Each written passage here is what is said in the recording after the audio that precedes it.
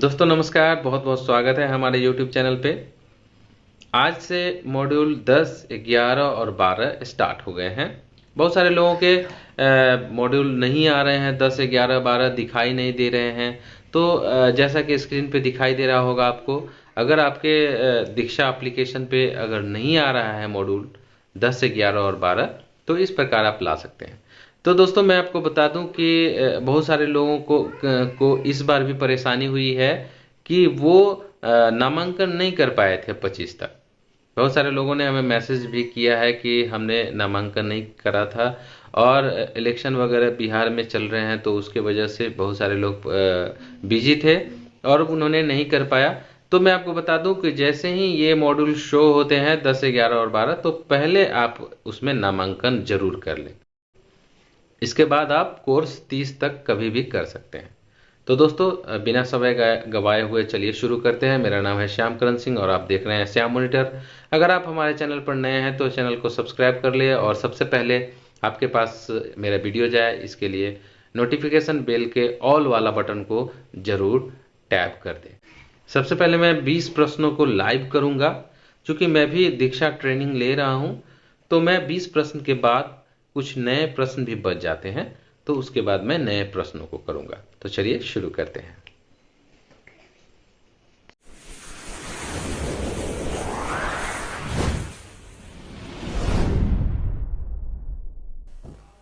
तो दोस्तों हम लाइव प्रश्न पहले कर लेते हैं 20। विद्यालय आधारित आकलन के प्रारंभ करने का मुख्य प्रयोजन है। सही आंसर होगा सभी विद्यार्थियों का 360 डिग्री बहुआयामी विकास का सुनिश्चित करना। इसको हम टिक कर लेते हैं और लेते हैं अगला प्रश्न। निम्नलिखित में से कौन सा कथन आकलन की प्रक्रिया को सर्वोत्तम परिभाषित करता है? सही आंसर है विद्यार्थियों में शैक्षिक परिवर्तनों के बारे में व्यवस्थित रूप से सूचना एकत्र करना। अगला प्रश्न है शिक्षक नीति आकलन से विद्यार्थी नीति आकलन की निरंतरता केंद्र बदलते समय आवश्यक है। सही आंसर है विद्यार्थी स्तरीय मानकीकृत परीक्षण से विद्यालय आधारित आकलन की ओर परिवर्तन करते हैं। नेक्स्ट अगला प्रश्न, विद्यार्थी किसका आकलन कर रहे होते हैं जब वे सहभागी समूह आकलन में संलग्न होते हैं? सही आंसर है दूसरे विद्यार्थी। अगला जो मेरा प्रश्न है वो है अधिगम प्रतिफल निर्धारित करता है। सही आंसर होगा विद्यार्थियों ने जो सीखा है उनसे उनके उपलब्धि की अपेक्षा की जाती है। तो दूसरा जो ऑप्शन है वो हमारा सही होगा, इसको टिक करते हैं। और नेक्स्ट अगला प्रश्न है निम्नलिखित में से कौन सा गतिविधि विवरणिका का आकलन से संबद्ध नहीं है? सही आंसर होगा विवरणिका को पोर्टफोलियो आकलन बोर्ड के पास ग्रेडिंग के लिए जमा करना। तो तीसरा ऑप्शन सही होगा।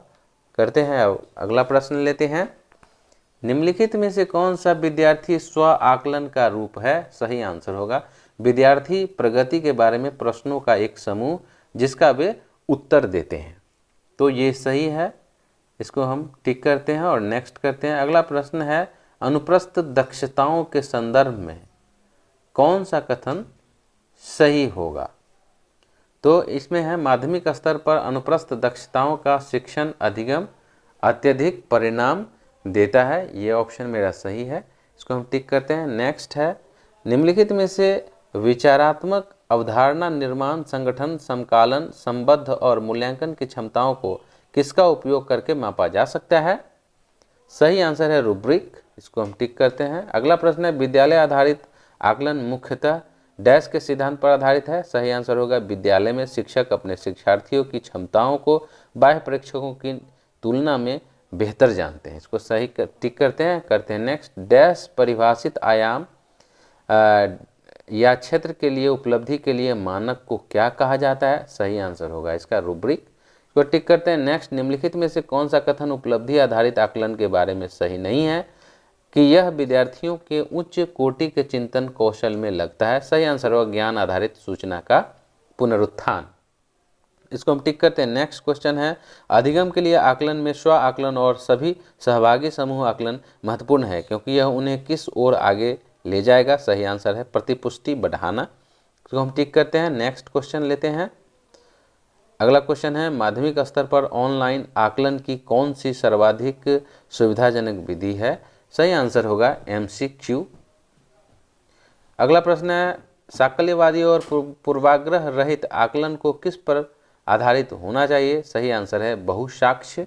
इसको हम टिक करते हैं। नेक्स्ट है, एक प्रकार का आकलन कार्य क्या है जिसमें विद्यार्थी अपने स्वयं के उपलब्धि पर चिंतन करते हैं? सही आंसर है स्व आकलन। इसको टिक करते हैं। नेक्स्ट है, निम्नलिखित में से कौन सा उपलब्धि आधारित आकलन की एक महत्वपूर्ण विशेषता है? सही आंसर है विद्यार्थियों ज्ञान कौशलों व रणनीतियों की उपलब्धि। अगला प्रश्न है, कथन एक है, व्यक्ति अध्ययन विधि का उपयोग करके शिक्षक का उद्देश्य विद्यार्थी के तर्कना, समस्या समाधान और निर्णय कौशलों का विकास करना है। कथन दो है, व्यक्ति अध्ययन विद्यार्थियों को अवसर प्रदान करते हैं उन्हें एक क्षेत्र विषय में अद्यतन मुद्दों में लगातार उनके अधिगम को वास्तविक विश्व स्थितियों में स्पष्ट रूप से। तो इसका सही आंसर जो होगा वो होगा दोनों कथन एक और कथन दो सही है, और कथन दो जो है कथन एक की सही व्याख्या करता है। तो इसको हम टिक करेंगे, ये कथन वाला प्रश्न है। अगला प्रश्न है, निम्नलिखित रूब्रिक में से कौन सा उपयोग किया जाएगा जिससे हम निपुणता पर प्रतिपुष्टि प्रदान करने के बजाय विविध मापदंडों के लिए ग्रेड प्रदान करेंगे? सही आंसर होगा केवल एक ढांचा या फ्रेम। इसको हम टिक करते हैं। लेते हैं अगला प्रश्न, निम्नलिखित में से कौन सी एक स्व आकलन की महत्वपूर्ण विशेषता है? सही आंसर होगा यह शिक्षकों की भूमिकाओं को निकाल या हटाने के बारे में। तो मेरा 20 क्वेश्चन हो गया, टोटल क्वेश्चन 20 क्वेश्चन हमने आंसर दिया है 20। दोस्तों इसको हम करते हैं सबमिट। तो जैसा कि देख पा रहे हैं आप, योर स्कोर इज 20 of 20। तो ये तो मेरा लाइव वाला था। अब कुछ नए प्रश्नों को भी लेते हैं। अगर आप अलग अलग मॉड्यूल में अलग अलग कुछ नए प्रश्न भी आ जाते हैं, तो हम इसमें पहला प्रश्न लेते हैं। विद्यालय ये हो चुका है। रूब्रिक के बारे में निम्नलिखित में से कौन सा कथन सही है? सही आंसर है शिक्षक और शिक्षार्थी को मिलकर रूब्रिक का निर्माण करना चाहिए। ये मेरा सही आंसर होगा। अब हम अगला प्रश्न लेते हैं। अनुप्रस्थ दक्षताएं एक निश्चित वर्ग से संबंध रखती है। सही आंसर है ज्ञान कौशल एवं अभिवृत्तियाँ। ये मेरा सही आंसर होगा।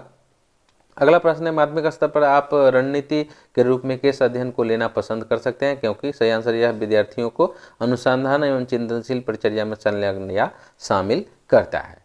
ये मेरा सही आंसर है। अगला प्रश्न है, शिक्षा में आकलन शामिल नहीं है। सही आंसर होगा अधिगम प्रतिफलों का विकास करना।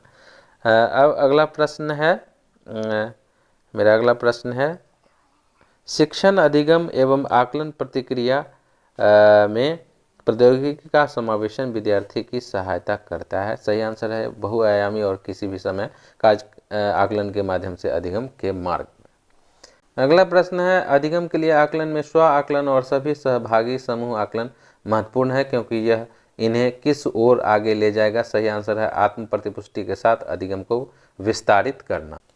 अगला प्रश्न लेते हैं, निम्नलिखित में से कौन सा विद्यालय आधारित आकलन का गलत विवरण है? सही आंसर होगा यह केवल सह शैक्षिक पहलुओं को शामिल करता है।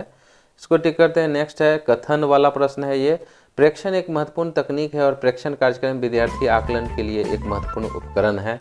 कथन एक है। कथन दो है, प्रेक्षण हमारी सहायता करता है, नियामक विकासात्मक अपेक्षाओं और प्रतिफलों के विचार से परे में मदद करता है तथा हमें यह इस योग बनाता है कि वास्तव में हम विद्यार्थियों को व्यक्ति के रूप में देखें और समझें।